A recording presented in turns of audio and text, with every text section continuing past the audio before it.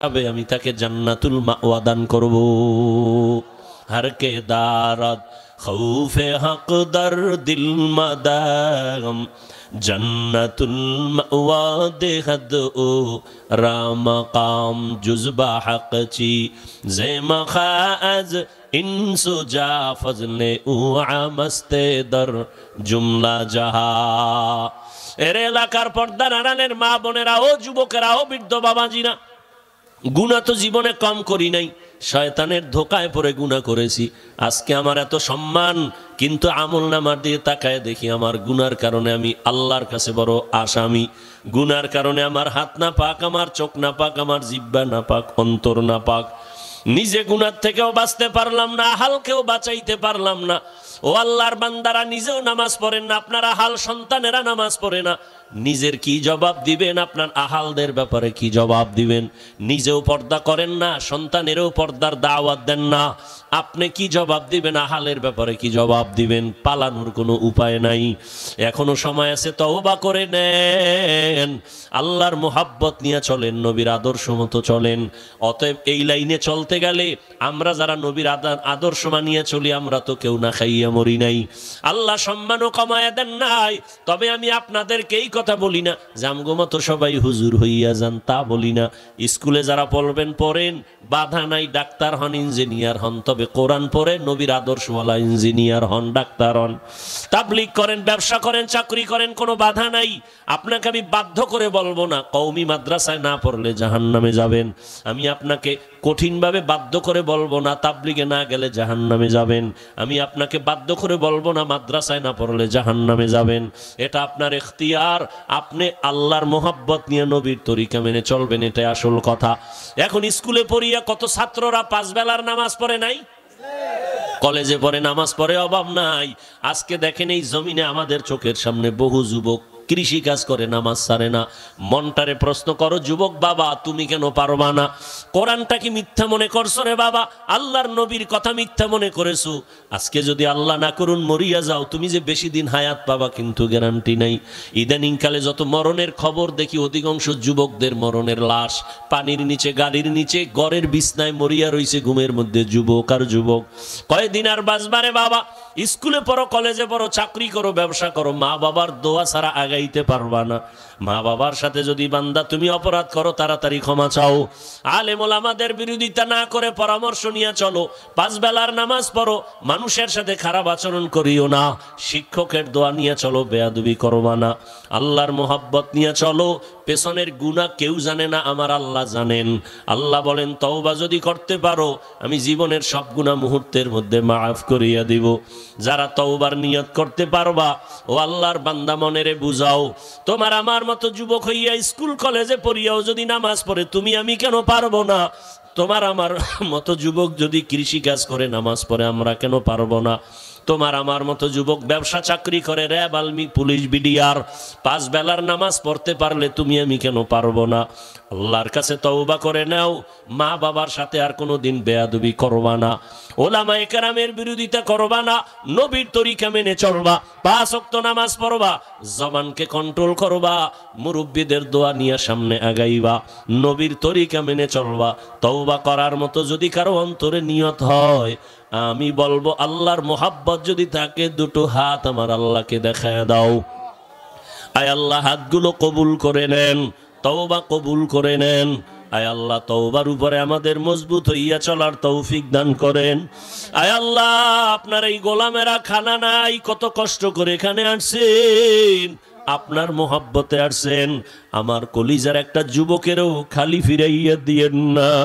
মুরব্বীদের কবুল করে নেন, মা বোনদের কবুল করে নেন, সবাইকে দিনদার বানায়া দেন।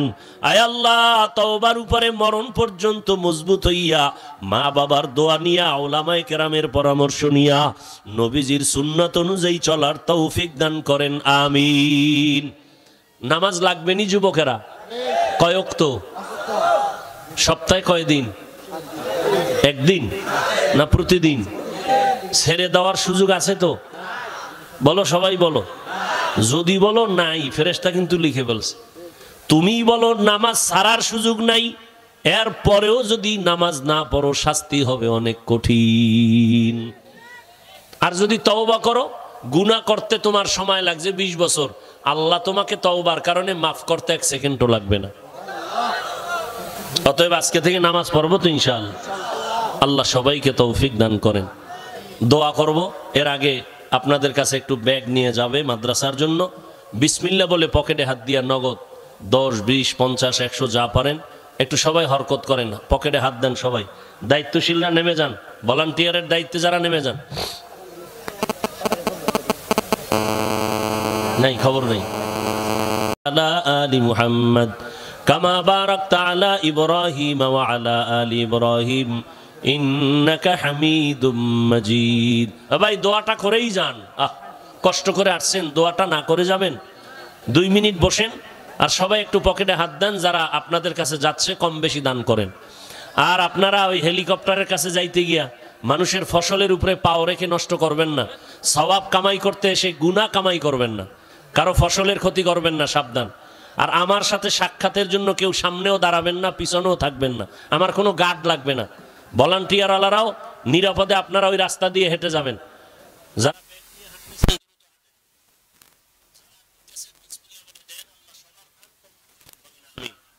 দোয়া করি, দোয়া চাই আল্লাহ সবাইকে কবুল করেন, এই মাহফিল কবুল করেন, মাদ্রাসা কবুল করেন। আলহামদুলিল্লাহি রাব্বিল আলামিন والصلاة والسلام على سيد الأنبياء والمرسلين وعلى آله وأصحابه أجمعين يا أرحم الراحمين يا أرحم الراحمين يا أرحم الراحمين رب ارحمهما كما ربياني صغيرا يا الله মাহফিল কবুল করে নেন, আয়োজনকারী সহযোগিতাকারীদের কবুল করে নেন, ভুল ত্রুটি ক্ষমা করে দেন। ও দয়ার মালিক, জীবনে যত গুনাহ করেছি মাফ করে দেন। আয় আল্লাহ মুরব্বিদের মাফ করে দেন, মাদ্রাসা কবুল করে নেন, এলাকায় শান্তি দান করেন, নবীজির সুন্নাতওয়ালা জিন্দেগি দান করেন, নবীজির মুহাব্বতে দোয়া কবুল করে নেন। আমাদের মা বাবা মুরব্বি যারা, কবরে জান্নাত বানায় দেন। আয় আল্লাহ মেহেরবানি করে আমাদের জিন্দেগির সব গুনাহগুলো মাফ করে দেন। আল্লাহ আমাদের মেহেরবানি করে সুন্নাতওয়ালা জীবন দান করেন। আয় আল্লাহ নবীজির সুন্নাত অনুযায়ী চলতে পারি তৌফিক দান করেন। প্রত্যেকটা যুবকের দিনের খাদেম বানায় দেন। আয় আল্লাহ তাআলা গুনাহের প্রতি ঘৃণা জমায় দেন। আয় আল্লাহ আমাদের হায়াতে বরকত বাড়ায় দেন, চলার পথে ইজ্জতের সাথে হেফাজত করেন, দিলের নেক আশা পূরণ করে দেন, নবীজির মুহাব্বতে আমাদের দোয়া কবুল করে নেন, সারা দুনিয়াবাসীকে আপনি কবুল করে নেন, জালেমদের জুলুম থেকে হেফাজত করেন। সাল্লাল্লাহু তাআলা আলা খায়রি খালকিহি মুহাম্মাদিন ওয়া আলিহি ওয়া আসহাবিহি আজমাইন। আমিন আমিন আমিন বিরহমাতিকা ইয়া আরহামার রাহিমিন।